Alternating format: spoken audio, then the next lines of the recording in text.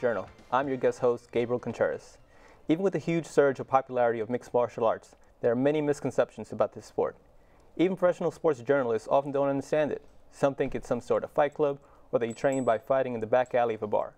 Here to break through these misconceptions is Shihan Monroig, who owns his own gym, as well as Shifu Torres. Welcome to the show, guys. Thank you. Thank you. So first off, let's start. How did you get into the sport? Well, I started the sport when I was 8 years old. Many of my guys know I got into it because I grew up in a bad environment. Seeing my mom get battered, and I wanted to learn something to defend her. And around the corner from my neighborhood on 174th and Nelson, there was a grandmaster by the name of Reno Morales who held one of the biggest after-school programs at that time. And the kids from the neighborhood would go by, and he was always, he see me one day coming down, I was kind of sad, and he pulled me to the side. "What's wrong, kid?" And I said, "No, I would like to learn." He's like, "Why?" I just would like to learn. He see me eager, and he gave me a shot. He invited me to the gym, and I started going.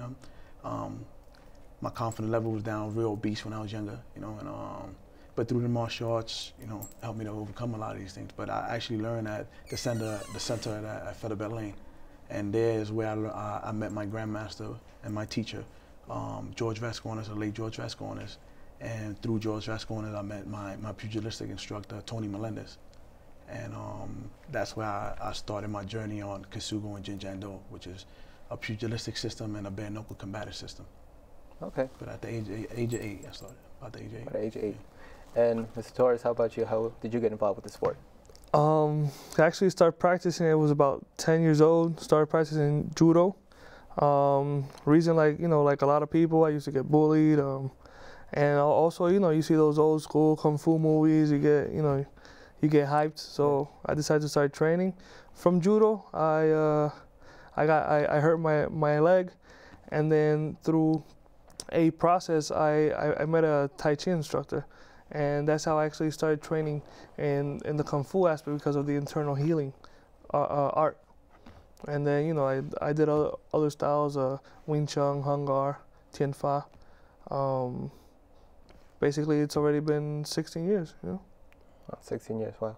And Shihan Roy, did you stay there in that school? Did you move on to another area? I stood there for a while.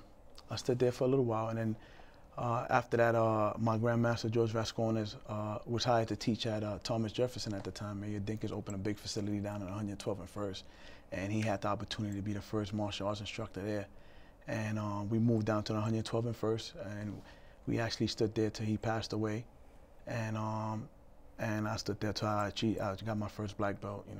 I became champ there, and so on. And then I moved on and opened up my own schools. But in total, I got over like 20-something years experience right now teaching it. Okay. Yeah. Do you guys feel as if the sport of MMA gets the respect that it deserves? I don't think it's getting the respect it deserves. It should have way more respect than what they're giving it right now. I think it's like the ultimate sport. I think it advances anybody's ability that's in another sport. I think it's a very open-minded sport, meaning it invites martial artists from all over. It doesn't matter what discipline you do. You could do Wing Chun, Kung Fu, boxing, Savate, Judo, Krav Maga, Haganah. You're talking about Israeli systems, Russian Sambo, combat Sambo, and mix it and see what comes out of it. And not only that, it also, the myth of this system is better than that system, or Kung Fu is better than this system, it gets settled right there in the octagon. It's just two guys in there. It's like a game of chess. You can't blame nobody but yourself, and it's who's better conditioned, right? And then also what I was going to say in regards to that and the business aspect, for example, a boxer, he'll get paid easily. Right. A champion boxer can get paid anywhere from $8 million to $12–15 million per fight. You have a UFC world champion, and he's getting paid about what, 80,000, 100,000. The most that so it's got last year. In business sense, is not really getting the respect it deserves. But you also have to remember, boxing has been around for at least commercially, as far as like pay-per-views and stuff like that, for over 30 years now. MMA still has Right. 11, 12 years, so it's still in the growing process. But they've come a long way. If you see like the old UFC tapes, and I keep mentioning UFC because it's what everybody knows. Exactly. Now, if they started doing underground tapes where you didn't even know where these fights were, Yeah. and to now be on pay-per-view every month, then I think they've come a long way. And now with 16 years that you said and 20 years of experience with the sport that you guys have, I'm pretty sure you guys ran through a lot of these misconceptions or saying that, oh, it's why you're doing that, it's not even a real sport, or what have you guys heard and what do you guys think about these kind of things? My biggest critic was my grandmother. She's like, "Mira, ¿por qué tú estás haciendo eso? Why you doing that? You know, you always coming on beat up, or you know." Like I said, I think it's the most ultimate sport. It's first of all, you displaying different techniques of different sports. You know, where a boxer could get in there with a grappler, and or a boxer who's proficient in boxing could go to a judo guy, a kung fu guy, and learn this and mix it up and become one of the best in the world. You know, it's just. See, the reality is that mixed martial arts in general makes a person better. Right. It doesn't matter what you do. If it's a sport, if you're a lawyer, an electrician, you know, at the end of the day, martial arts are people, right? And then when you're practicing, whatever art, there's drills, there's katas, different methods of training.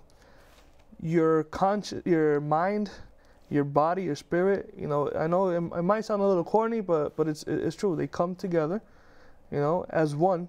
You're more focused. You're more agile. You get stronger. You become more aware.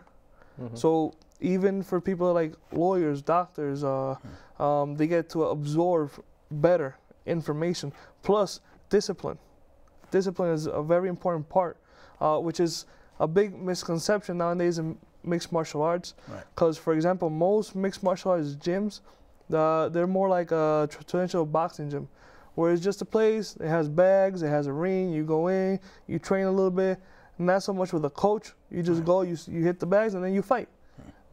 But for example, ourselves and in Musuko school with the Ginjano and Katsugo systems, they keep the tradition of the old martial arts within the modern tactical fighting system of just the MMA. Fighting evolved.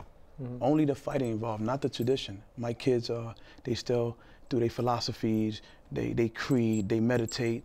You know, they do forms of yoga, breathing exercises. They bow when they come through the door. You know, there's no playing around or horse playing within the gym. You know, they courteous to one another, and they know they gotta respect. You know, when it comes, what's the benefit of that? Their grades go up. You know, I have some of my kids who we have like a kid fit program that we do in our gym. Some of the kids came in there overweight, 50, 60 pounds overweight. You know, 6 months later, a year later, you know, they slimmed down. They more health conscious now.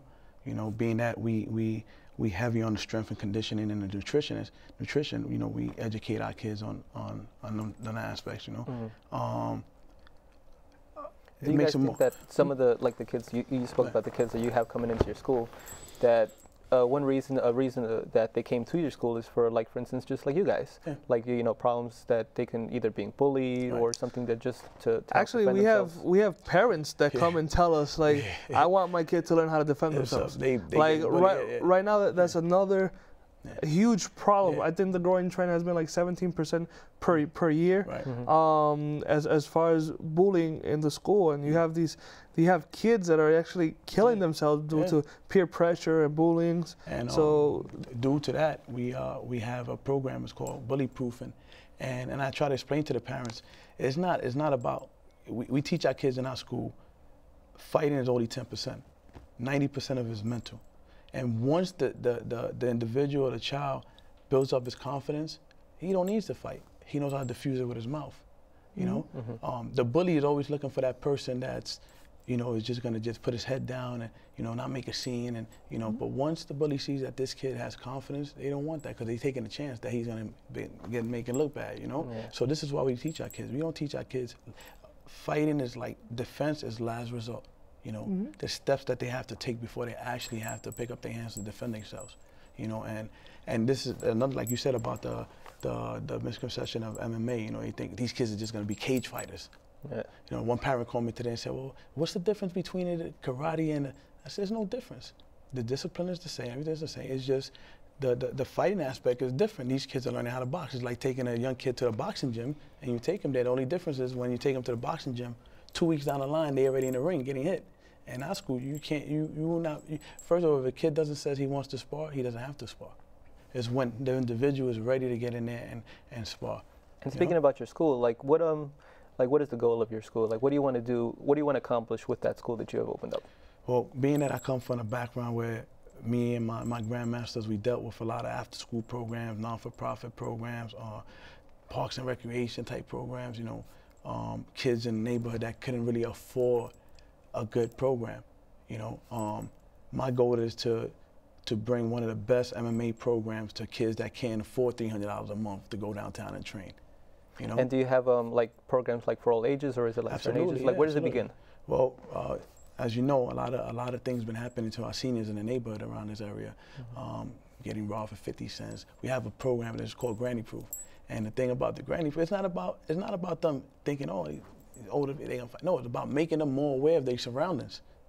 It's making them more aware of their surroundings, more agile. You know, little things that they can learn, you know, to save themselves. See, for example, you know, with the Granny Proof, we also have the Women's Safe program, which is Strength Above Fear Endures. Right. And then basically what that brings to the table is not just the fighting aspect, because we can all learn how to fight, a technique, how to throw a punch, block, whatever, but the main aspect is to how to identify a situation before it happens. Absolutely. Verbal attacks, how to see how this conversation is turning negative, how this person might now want to attack me. Physical body language, you know, eyes squint, the person's temperature rises, so their skin color turns darker. And you know, with all of this like that you have going on, that you guys have like a lot to show in your school, you have like a demonstration that you want to show us, correct? Absolutely.